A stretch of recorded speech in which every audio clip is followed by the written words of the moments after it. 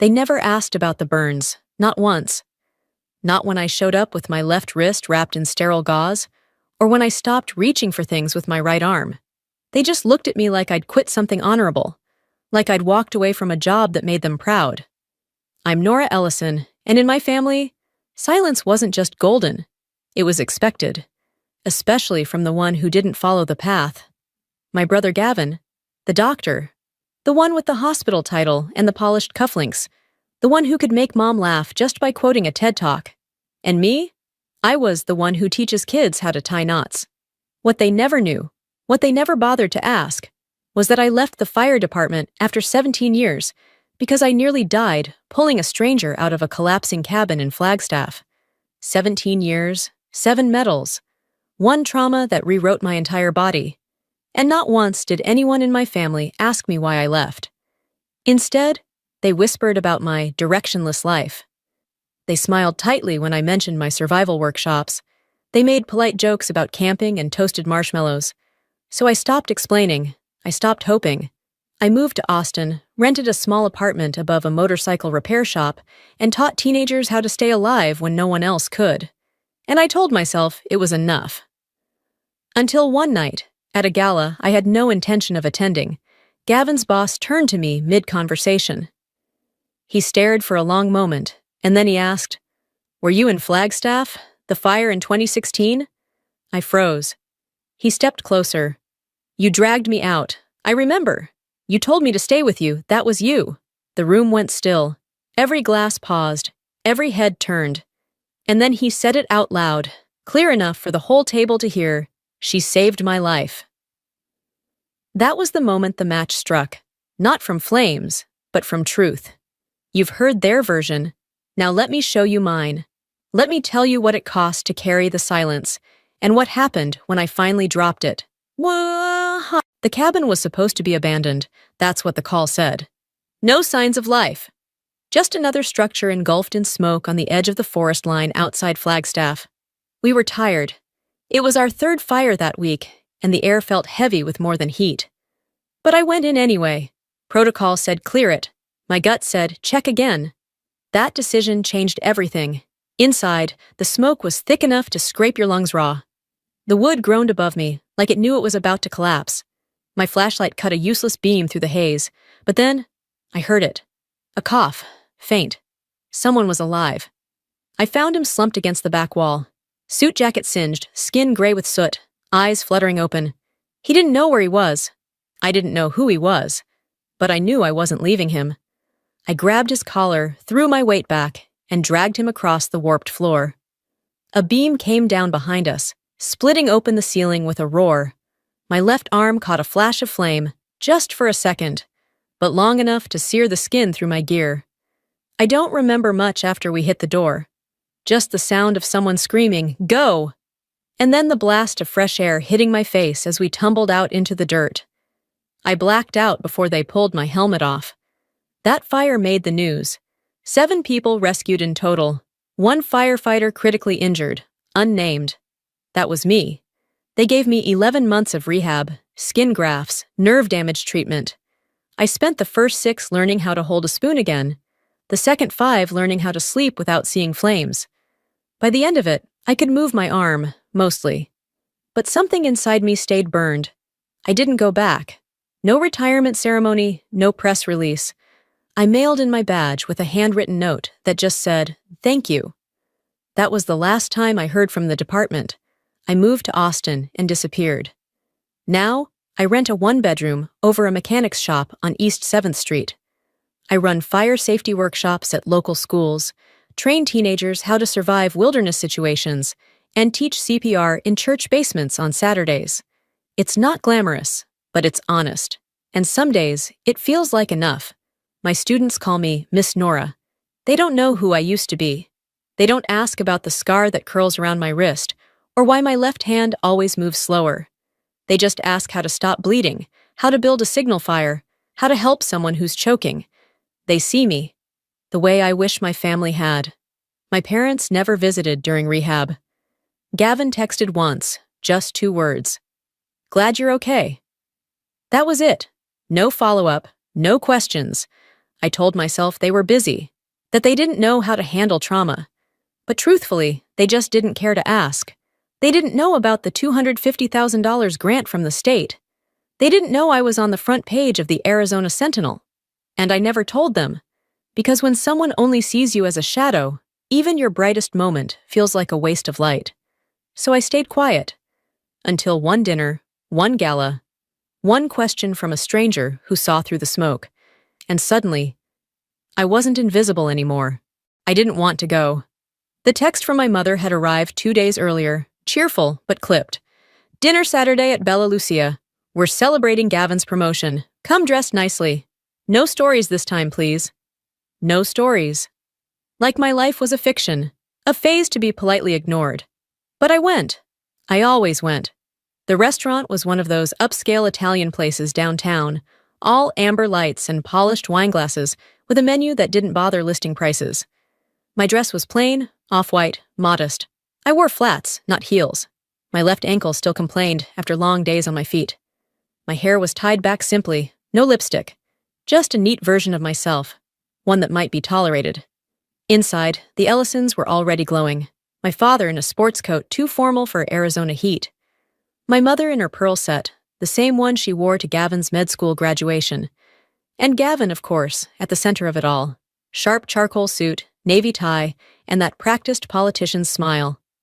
He looked like he belonged on a billboard. I looked like I belonged at a fire drill.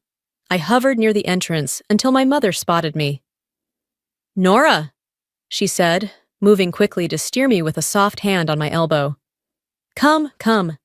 There's a seat by Cousin Elliot, and don't forget to compliment Gavin. He's earned this." I didn't get to sit near my brother, not near my parents either. They placed me on the far end of the long banquet table, next to an aunt who kept checking her teeth in her spoon, and a cousin who hadn't remembered my name. "Where do you work again?" he asked, halfway through the antipasto. "I didn't see your photo on Gavin's hospital board." I answered evenly. I run emergency preparedness programs, mostly for schools and local youth groups. He blinked, then smiled, too wide. "So, like camping safety? Like wilderness survival, CPR, fire evacuation, and trauma response?" "Right," he nodded. "Roasting marshmallows and running from pretend fires." He laughed. So did the woman beside him. It wasn't cruel. It was worse. It was casual. The wine came out. Toasts were made. Gavin stood and gave a speech full of humble brags and careful pauses for applause. Everyone beamed. My mother dabbed her eyes. My father raised his glass twice. No one asked me to speak. The cake was a 2-tiered masterpiece, fondant stethoscopes curling around the base like coiled snakes. As the server wheeled it out, my mother leaned in close. "Let's not draw attention tonight, okay? It's Gavin's moment. Just enjoy the evening." I nodded. I always nodded. Later that night, alone in my apartment, I kicked off my shoes and sat at the kitchen table, still in that same off-white dress. The room smelled faintly of lavender detergent and leftover black coffee. My hands ached from clapping. I opened the drawer beside me and pulled out the envelope. It had never been opened. The check inside from the state of Arizona was still folded in its original sleeve. $250,000 for exceptional acts of heroism. There had been a ceremony, a quiet one. I hadn't gone. I told them I was recovering from a minor car accident. Truth was, I couldn't stand to stand.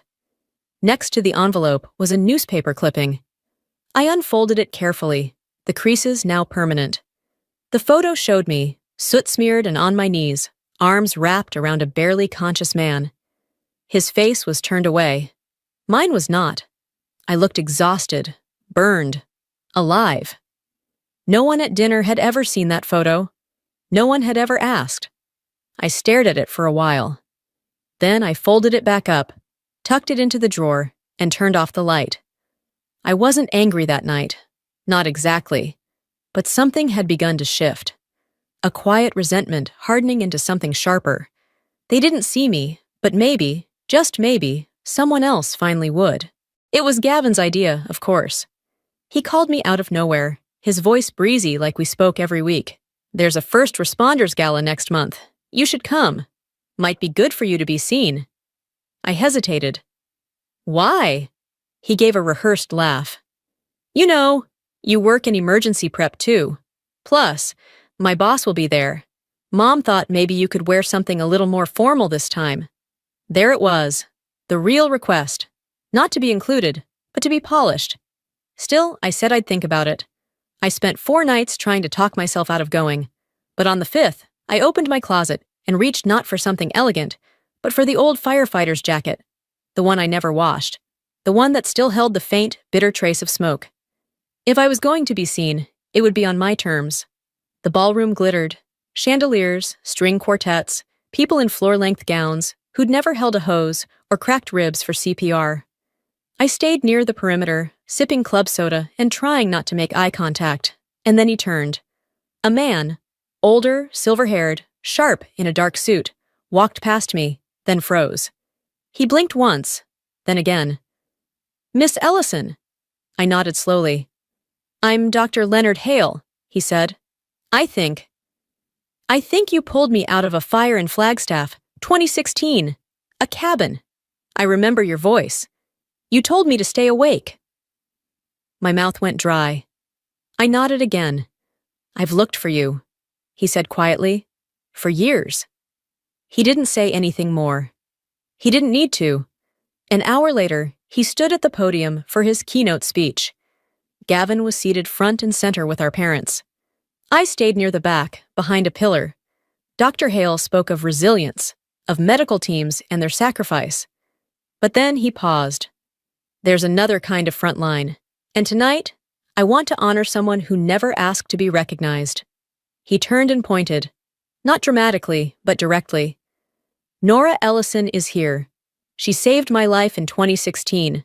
She pulled me from a cabin I should have died in. She never gave her name. She never took credit. But I remember her." The room fell still. She received the state's heroism grant, $250,000. I believe she never used it, because some people don't do things to be seen. They do them because they're built that way. I felt every eye in the room swing toward me. Gavin looked like someone had pulled the floor out from under him. My mother's hand went to her mouth. "My father." I didn't bother checking. I stepped forward slightly. Just enough to be seen. I didn't wave. I didn't smile. I simply stood there, not to take up space, but to remind them I always had. The text came 2 days after the gala. "Dinner at ours. Gavin's grilling. Mushroom soup too. Just family." I told myself it meant something. Maybe pride, maybe peace, maybe they finally saw me. The house looked the same, except for the banner in red paint across the dining room. Our hero. It felt staged. Mushroom soup was ladled into the good china, fresh bread, warm laughter, almost convincing. Until Gavin leaned in, elbows on the table, tone practiced. "I've been thinking about expanding my trauma research," he said. "It could really make a difference, with the right support." My spoon hovered. "What kind of support?" He didn't flinch. "Funding. A portion of your grant could jumpstart the pilot." And there it was. Not interest, not reconciliation, just extraction. Mom offered a soft smile. "It would be meaningful, Nora, for all of us." I placed my spoon down. "It's not a family resource," I said quietly. "It's mine." The air thinned. The rest of the dinner dragged on with stiff smiles and wine sips too long. Every question carried subtext. Every compliment echoed expectation. Later that night, a bouquet waited at my door. White lilies and roses. No card, until one slipped loose. "Family is where we return." Another folded note. "You're the light, Nora." Gavin. It felt less like affection, more like control. A week later, he showed up. No call, just a knock, and a bottle of wine too expensive for someone in trouble. He sat without asking. "I need help," he said. "It's not about research. It's Vegas. I owe 6 figures. If I don't pay, I lose my residency. And if that story gets out, it stains you too." There it was, a veiled threat dressed as desperation. "How much?" I asked. 50,000. I stayed silent. Then, if I wasn't the sister with the check, would you still be here? He didn't answer, didn't have to. I can't help you. His smile vanished. You'll regret this. People forget fast. One speech doesn't make you a legend. He left the wine behind. It sat unopened on my kitchen counter like a promise I never made. And for the first time in years, I realized they didn't want to know me. They just wanted what I'd survived. It started with a post.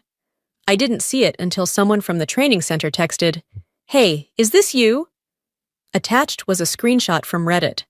My sister hoards a $250K hero grant while our family falls apart. No name, no photo, just a concerned brother. But the language, the phrasing, the guilt-laced hooks was unmistakably Gavin. Within hours, it spread. Blogs picked it up. A local tabloid ran it under the headline, "From Firefighter to Failure, Refuses to Help Her Own Brother." The photo they used was from the award ceremony I never attended. My face blurred with soot, eyes empty. Parents began pulling their kids from my program. Emails flooded in. The board asked to review my presence. No one said liability. But they didn't have to. Then came the break-in. I came home to find the front window shattered, glass everywhere. My fireproof safe sat open, papers missing. Inside was a note, scrawled in messy, angry ink. If you don't know how to share, someone will decide for you. No forced entry, no fingerprints, just the unmistakable feeling of being hunted by someone who once knew your favorite soup. The police filed a report, that's all.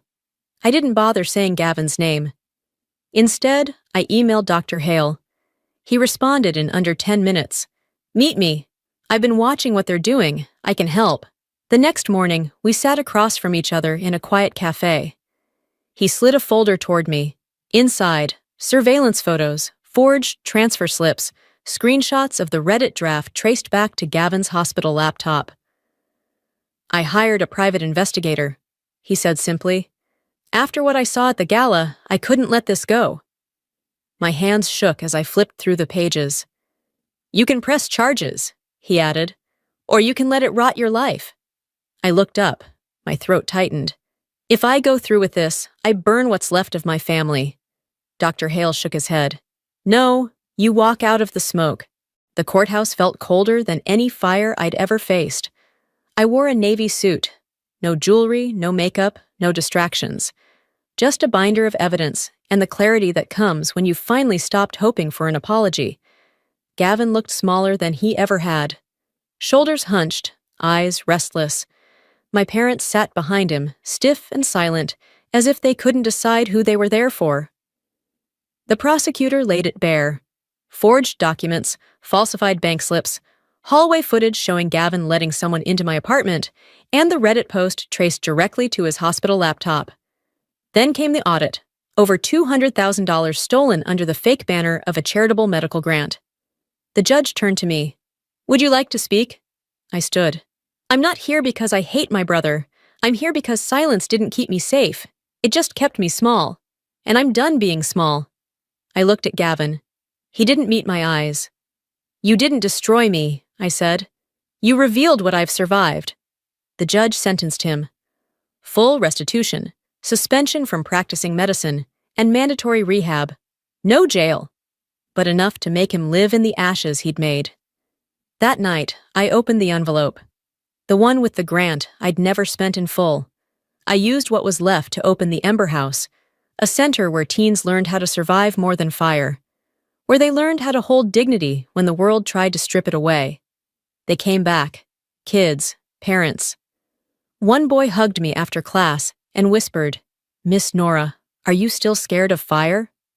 I smiled. Everyone's scared of fire. But when you understand what it burns, you know what to protect. A week later, Dr. Hale showed up with a small wooden box. Inside was a silver ring, no diamonds, just a flicker of flame engraved along the inside. "You saved my life," he said. "Now let's build something together, something that stays warm." I didn't speak. I just reached for his hand. Later, I found a letter from my parents.